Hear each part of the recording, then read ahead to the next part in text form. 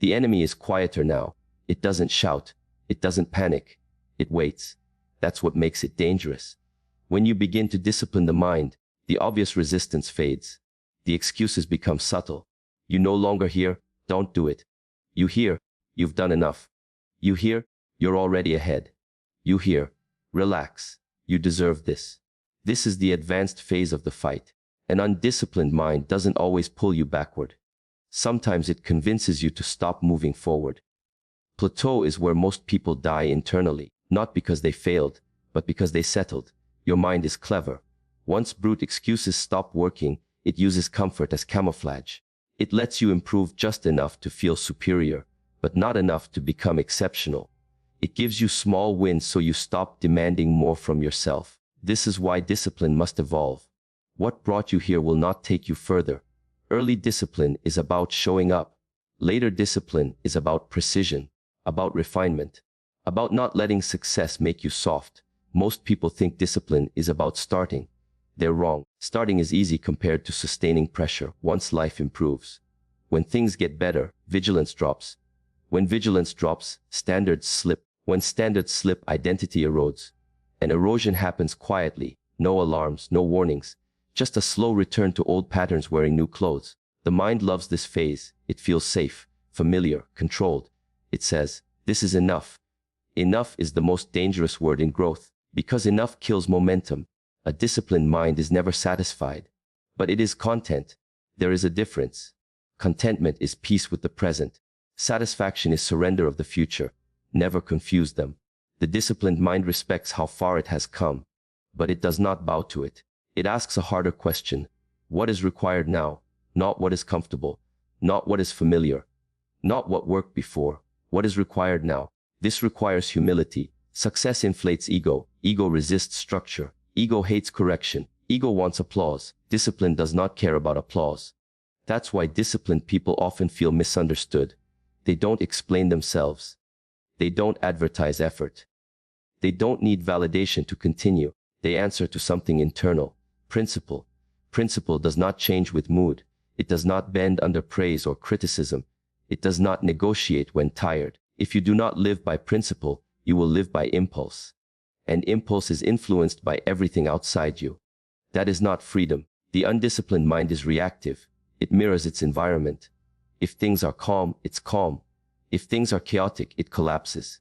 The disciplined mind is stable. It brings order into chaos. That stability is built, not born. And it is tested at higher levels. As you grow, resistance becomes psychological instead of physical. You're no longer fighting laziness. You're fighting entitlement. The belief that effort should decrease because progress has been made. This belief destroys greatness.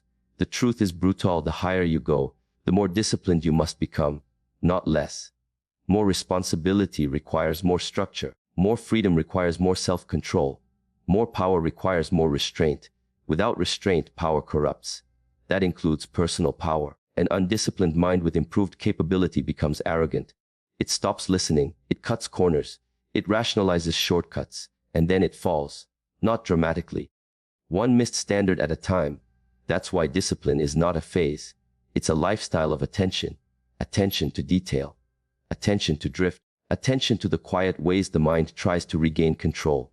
The mind never stops testing boundaries.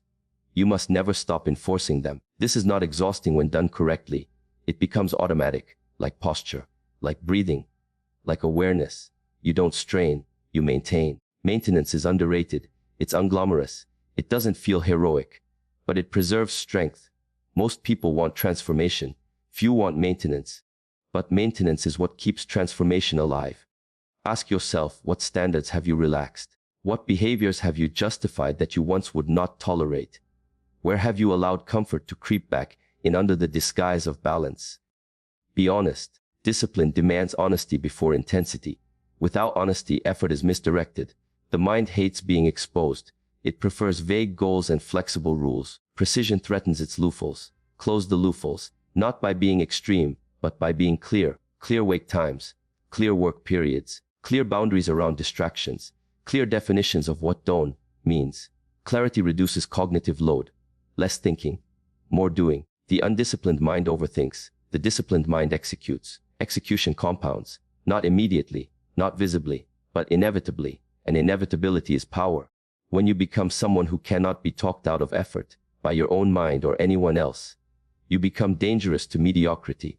Mediocrity relies on hesitation, on delay. Remove those and progress accelerates. This is where self-respect deepens, not because life is perfect, but because you trust yourself under pressure. Trust is built when you do what you said you would do, especially when no one is watching, especially when it's boring, especially when it's uncomfortable, especially when quitting would be easier. That trust becomes unshakable confidence. Not loud confidence, quiet confidence, the kind that doesn't seek permission, doesn't need reassurance, doesn't flinch at difficulty.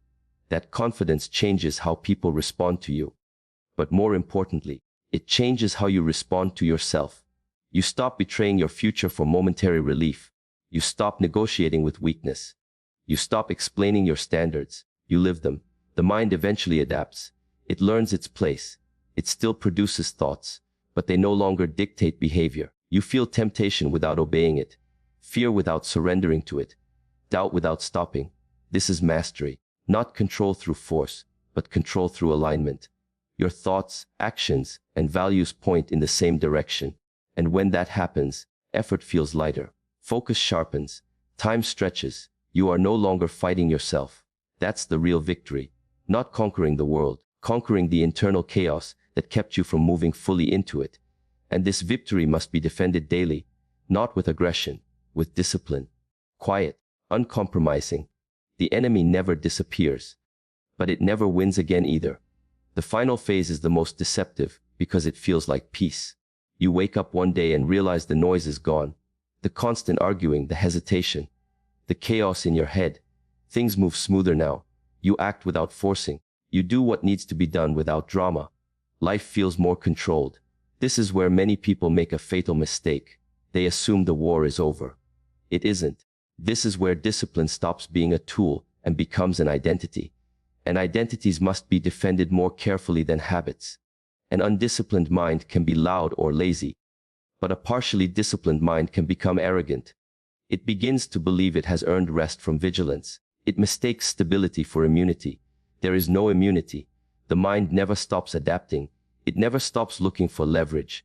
When it can't overpower you, it tries to outweight you. It whispers, "You're different now. You don't need to be so strict. You've proven yourself." This is not confidence. This is complacency wearing confidence's face. True discipline does not relax standards when things improve. It raises them quietly, because growth changes requirements. What once demanded effort now demands refinement. Earlier, discipline was about doing the hard thing. Now it's about doing the right thing consistently, even when no one would notice if you didn't. Especially then. This stage is about mastery of attention, not just what you do, but what you allow into your mind, what you tolerate, what you consume, what you repeat. An undisciplined mind is shaped by its environment. A disciplined mind designs its environment. You stop exposing yourself to things that weaken focus. You stop entertaining conversations that drain energy. You stop explaining your standards to people who benefit from you lowering them. Not out of arrogance, out of respect for your direction. Direction requires protection. You don't argue with distractions anymore. You remove them. You don't negotiate with temptation. You avoid the conditions that invite it. This is not avoidance, it's intelligence. A strong mind does not prove its strength by standing in fire. It builds systems that prevent unnecessary burns. Systems are discipline in physical form, routine, boundaries, non-negotiables. These are not limitations, they are reinforcements. At this stage, discipline feels less like effort and more like alignment. When alignment is present, friction disappears. You are no longer trying to become someone else. You are protecting who you have become. And protection requires vigilance, not anxiety. Awareness. Awareness of drift. Drift is subtle. It doesn't announce itself. It arrives through skipped details, loosened standards. Just this once. Decisions that slowly become patterns. Patterns create identity. Identity determines destiny. Never forget that. The disciplined mind audits itself regularly, not with judgment, but with honesty. Where am I cutting corners? Where am I tolerating weakness? Where am I choosing ease over excellence? These questions keep you sharp. Sharpness is not aggression. It's clarity. Clarity allows you to move decisively without haste. The undisciplined mind rushes because it fears falling behind. The disciplined mind moves steadily because it knows where it's going. Direction eliminates panic. Panic is a symptom of internal disorder. Order creates calm. Calm creates power. Not visible power, internal power. The kind that doesn't need to dominate others to feel whole. The kind that can sit in silence without reaching for distraction. The kind that can endure pressure without becoming reactive. This is why disciplined people seem grounded. It's not confidence, it's coherence. Their thoughts, values, and actions are aligned. That alignment is fragile if not maintained. Maintenance is the hidden price of mastery. You don't celebrate discipline, you renew it. Daily, quietly, without applause. Because the reward is not praise. The reward is freedom from internal chaos. Freedom from regret. Freedom from being controlled by impulses that don't serve your future. At this point, the mind knows its place. It still speaks. But you decide. You don't suppress it. You listen, then choose. Choice is the final authority. And authority is built, not claimed. Built through thousands of small, correct actions performed when they mattered most, and when they mattered least. This is why discipline outlasts motivation. Motivation fades when life gets complicated. Discipline simplifies life when it gets heavy. If you carry this far, understand this. You will never feel finished. And that's not a flaw. That's awareness. The moment you believe you've arrived, growth stops. The disciplined mind never arrives. It advances. Quietly, relentlessly, intentionally. And because of that, it is never defeated by the real enemy again. Because now, the mind is no longer undisciplined. It is trained. And trained minds don't self-destruct. They build. The last battle is the one no one warns you about. It's not against laziness. It's not against fear. It's against forgetting. Forgetting what it took to become this version of yourself. Time dulls memory. Pain fades. Struggle becomes a story instead of a reality. And when struggle becomes a story, discipline starts to feel optional. This is where people lose themselves. Not in chaos, but in comfort. You don't fall apart. You drift apart. You still look disciplined on the outside. You still perform. You still win sometimes. But internally, the edge softens. The urgency fades. The standards loosen just enough to be dangerous. You stop sharpening the blade because it still cuts. But eventually, it won't. A disciplined mind understands this truth. Strength that is not maintained turns into vulnerability. So the final phase of discipline is remembrance. Remembering who you were without it. Remembering the cost of disorder. Remembering how easy it is to slide backward when vigilance fades. This is why rituals matter. Not habits for productivity, but rituals for identity. Moments in the day where you reconnect with intention. Where you remind yourself why structure exists. Why you don't negotiate with weakness. Why you don't let the mind roam unchecked. Rituals anchor you when motivation disappears. They say, this is who I am, even when I don't feel like it. At this stage, discipline is no longer loud or forceful. It's quiet and exact. You don't push harder. You cut cleaner. You choose fewer things, but you do them fully. Focus replaces effort. Presence replaces intensity. And presence is rare. Most people are nowhere, even when they're busy. Their body is in one place. Their mind is scattered across regrets, anxieties, distractions, fantasies. A disciplined mind is here. Fully. That presence gives weight to actions. When you speak, people listen. When you move, it's deliberate. When you commit, it's final. Not because you demand respect, but because you embody coherence. Coherence is power, and it cannot be faked. This is why shortcuts eventually expose people. You can mimic discipline for a while, but without internal order, cracks appear under pressure. Pressure reveals truth. A trained mind welcomes pressure, not because it enjoys pain, but because pressure confirms alignment. When tested, nothing collapses. No panic, no scrambling, no excuses, just response. This is the difference between reaction and response. Reaction is instinct without control. Response is awareness with choice. Choice is everything. When you have choice, you are not trapped by circumstance. You are not enslaved by emotion. You are not controlled by past patterns. You can feel anger without becoming destructive. You can feel fear without retreating. You can feel temptation without obeying. That is freedom. Not freedom to do whatever you want. Freedom from being ruled by what you want in the moment. This is where discipline becomes compassion. Compassion for your future self. Every disciplined action is a message sent forward in time. I protected you today. Protected you from regret. Protected you from weakness. Protected you from becoming someone you would have to apologize for. That protection accumulates. Years later, people call it luck.